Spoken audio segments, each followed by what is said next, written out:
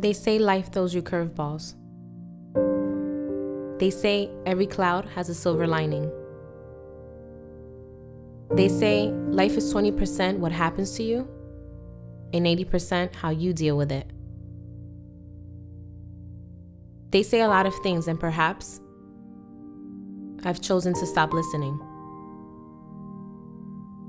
There are but so many anecdotes a heart can take. Only so much a soul can bear before it's jaded. Acknowledgement is painful sometimes. There's nothing but truth staring me in the face. The harsh, grim, and absolute reality that tomorrow I could die.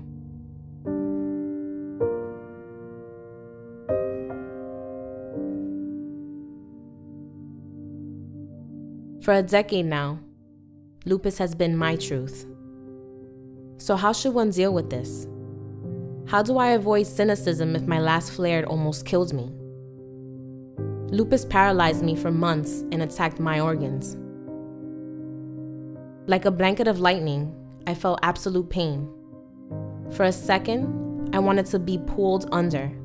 I'd gladly ridden with the boatman, Karan, somewhere far and away, down the river and onto the shores of the next world, taken away from pain, away from suffering, away from a wretched existence. No silver lining, just peace.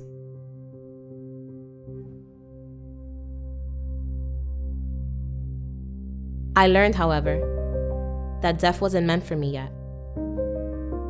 Somehow, the world thought better of it. The universe had other plans for me. Life keeps posing new questions, but not always the answer. Will I flare up again? Can my body deal with more chemo? Should I be more concerned with legacy or living?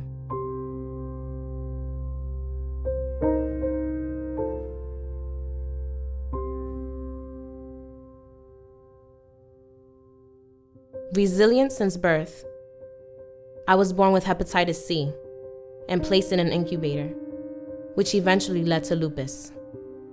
From day one, I had to find strength I didn't know I had. Born with the malady of others, before I could even speak. It's ironic, perhaps. Almost killed by something that came from the people who birthed me.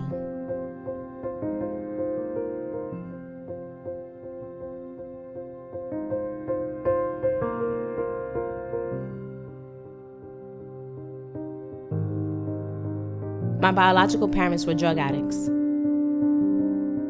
It's not any sense of pride unto me, but the obstacles they bestowed on me have only made me stronger.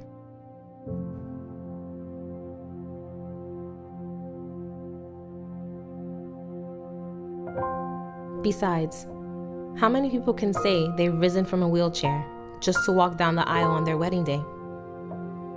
It's a bittersweet memory. Only through adversity can one truly understand victory, and I want more victories like that. I no longer take walking for granted. That's honesty. Every step is a small victory. Every moment of joy is a battle won in this decade-long internal conflict.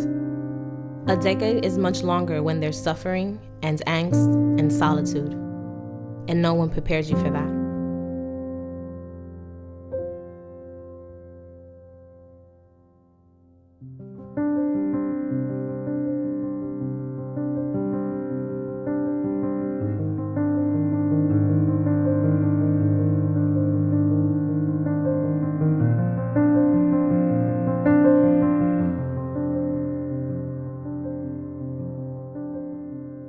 Lupus didn't come with a manual.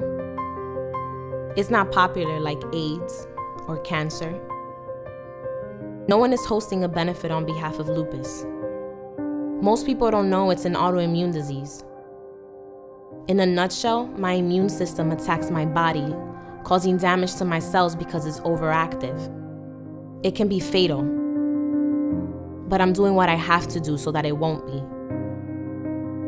My doctors have told me that I'm a special case. I don't take it for flattery, but I do take it with a grain of salt. It's not every day you're told you're special because you survived. It's almost comical. I've never told my biological mother that her drug abuse is the reason for my lupus. She asks about me to my aunts, but I'm not sure I can say anything to her. Some pages are best left blank, I guess. Coincidentally, the void they left was never really a void at all, thanks to my aunt and uncle who raised me. They did not fail my sister or me. They are my true parents. If there is something greater than love, they are its personification.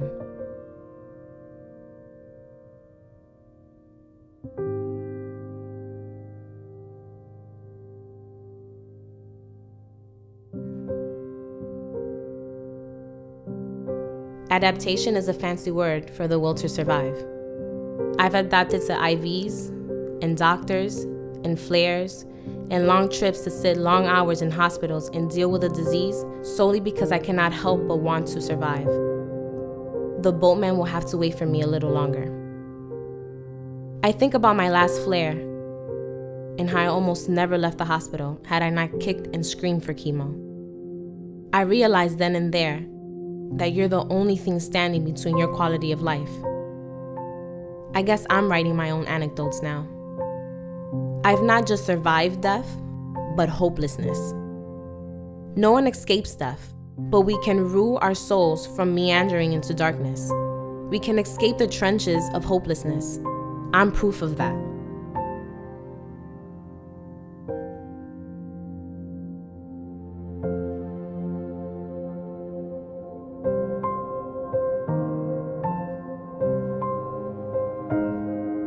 Nowadays, I make my time count for something.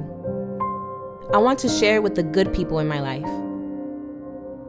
I even dance from time to time. It's not been easy, but then again, nothing good ever is. I've accepted what I cannot change and have become tolerant enough of myself to strive for the best in what I can do. That's the 80% I never understood. The 80% I didn't know was in me until lupus came around. Lupus is not a curveball. Lupus is not a cloud. Lupus is my truth.